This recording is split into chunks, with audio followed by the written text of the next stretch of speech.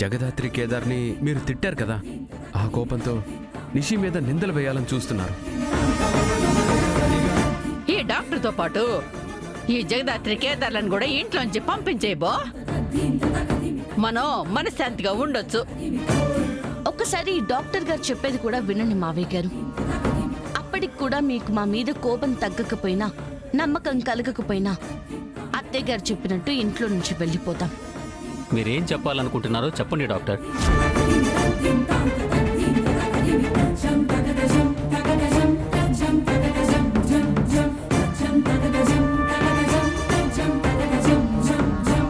ఎవరికీ భయపడాల్సిన అవసరం లేదు డాక్టర్. మీరు చెప్పాలనుకున్నది ధైర్యంగా చెప్పండి. సార్, అది నిషి గారు అసలు ప్రెగ్నెంటే అవ్వలేదు సార్. నిషి గారు అసలు ప్రెగ్నెంటే అవ్వలేదు సార్. నిషి గారు అసలు ప్రెగ్నెంటే అవ్వలేదు సార్.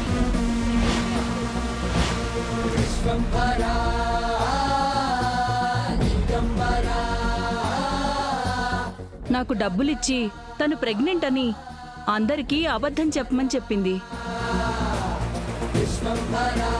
అలానే అబార్షన్ అప్పుడు కూడా అలానే చెప్పమని చెప్పింది. డబ్బుకి కక్కుర్తి పడి నేను కూడా అలానే అబద్ధం చెప్పాను సార్. నేను నిషిక మీద పంతంతోనే తనని కింద పడేశానని, దానివల్లే అబోర్షన్ అయిందని చెప్పడం కూడా అబద్ధమే మావయ్య గారు. దేవుడి మీద ప్రమాణం చేసి చెప్తున్నాను,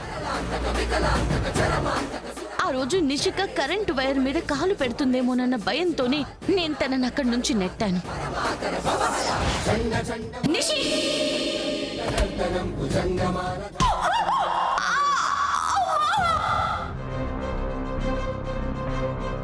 నిషిక అసలు ప్రెగ్నెంట్ కాదు అని నాకు తెలుసు కాబట్టి నేను తనని నెట్టాను.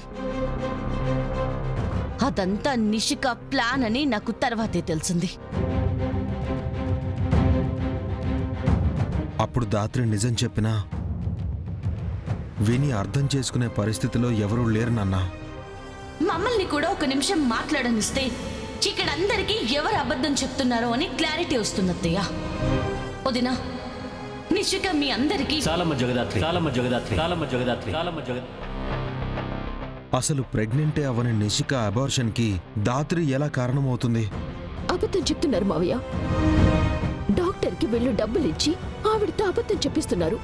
నిజంగానే నేను ప్రెగ్నెంట్ అయ్యాను.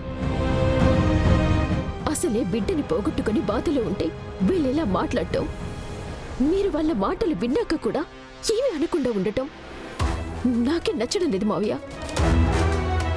తప్పు చేసిందే కాకుండా అబద్ధంతో మిమ్మల్ని మోసం చేయాలని చూస్తున్న వీళ్ళని ఇంట్లో నుంచి గింటేయండి మావయ్య.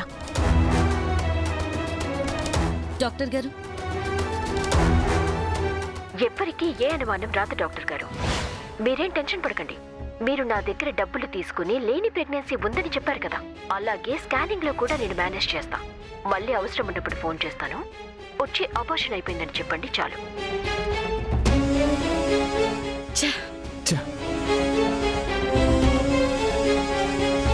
ఇది డాక్టర్ గారే రికార్డ్ చేసిన వాయిస్ మావయ్య గారు. ఈ ఫోన్ కూడా ఆవిడది. ఏది నిజమో ఏది అబద్ధమో అనేది మీరే నిర్ణయం తీసుకోండి. తప్పని తెలిసినా మీ అందరికీ అబద్ధం చెప్పి మోసం చేసినందుకు సారీ సార్. డాక్టర్, నిన్ను నిషిక, నేనే నా క్లినిక్ ని మూసేస్తున్నాను. ప్రాక్టీస్ కూడా ఆపేస్తున్నాను. మన పరిచయంతో నీకొక సలహా ఇస్తున్నాను. నువ్వు మీ అక్కకి ఎదురెళ్ళడం ఆపై. ఆవిడ నిజం వైపు మాత్రమే నిలబడుతుంది. అలాంటి మనిషికి తోడై పక్కన నిలబడాలి కానీ శత్రువయ్యి ఎదురు నిలబడకూడదు. ఆవిడ బలం, శక్తి గురించి నీకు పూర్తిగా తెలీదు. నేను చెప్పినా నీకు అర్థం కాదు. ఏ డాక్టర్, ఏం మాట్లాడుతున్నావు? నీకేమైనా పిచ్చి పట్టిందా? లేదు నిషి, నేను పూర్తిగా తెలివితోనే మాట్లాడుతున్నా. ఇప్పుడు నేనేం చెప్పినా నీకు అర్థం కాకపోవచ్చు. నీకన్నీ తెలియాల్సిన టైం వచ్చినప్పుడు అప్పుడు తెలుస్తాయి. ఆ రోజు నా మాటలకి అర్థం నీకు అర్థమవుతుంది.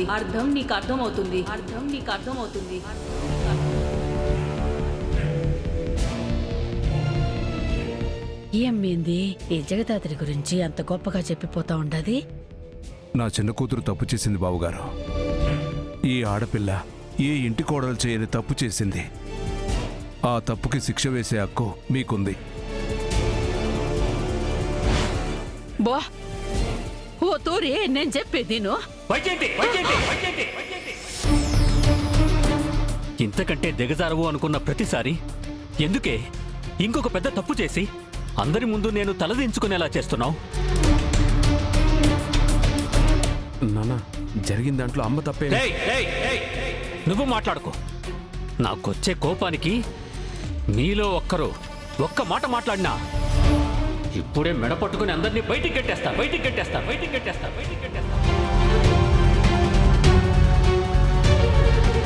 ఎప్పుడు చూడు ఇంటి కోడలిగా నాకు మర్యాద ఇవ్వడం లేదు, పెత్తనం ఇవ్వలేదు అని ఎప్పుడు గొడవ పడతావు కదమ్మా.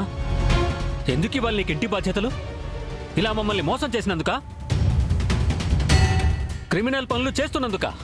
మావి గారు, నేను ఎందుకలా చేయాల్సి వచ్చిందో ఒక్కసారి వినండి. ప్రతి తప్పుకే ఒక కారణం ఉంటుందమ్మా. కారణం తప్పుని ఎప్పుడూ సమర్థించదు. మీ మోసాన్ని నమ్మి ఈ ఇంటికి మంచి చేయడం, ఈ కుటుంబానికి అండగా నిలబడడం తప్ప ఇంకేమీ తెలియని జగదాత్రిని నిందించాను.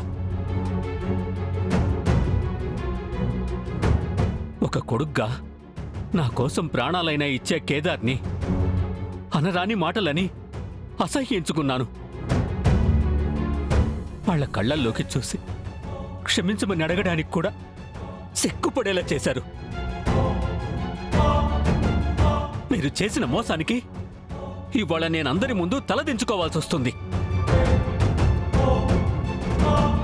అమ్మ జగదాత్రి, కేదార్, ఇప్పుడు మీ ఇద్దరి మొహాలు చూడాలంటే కూడా నాకు అసహ్యంగా ఉంది. నానా, అందులో ఏ విషమో పెట్టుండొచ్చు. మిమ్మల్ని క్షమించమని అడగడానికి కూడా సిగ్గుగా ఉందమ్మా. నానా, మీరు చెయ్యని తప్పుకి మిమ్మల్ని నిందించి అనరాని మాటలు అన్నందుకు నా పెద్దరికాన్ని కోల్పోయానమ్మా. మావయ్య గారు, నా కుటుంబాన్ని నమ్మి నేను మోసపోయానమ్మా. కుదిరితే నన్ను క్షమించండి. మావయ్య గారు,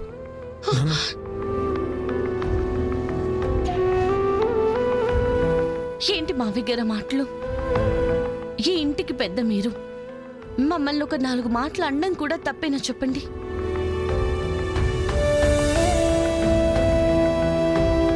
మమ్మల్ని కొట్టే హక్కైనా తిట్టే హక్కైనా మీకు మాత్రమే ఉంది నాన్న. కొడుకు తప్పు చేస్తే ఏ తండ్రికి మాత్రం కోపం రాదు చెప్పండి? మీరు మమ్మల్ని తిట్టడంలో కూడా మా మీద మీ ప్రేమ కనిపించింది మావయ్య గారు.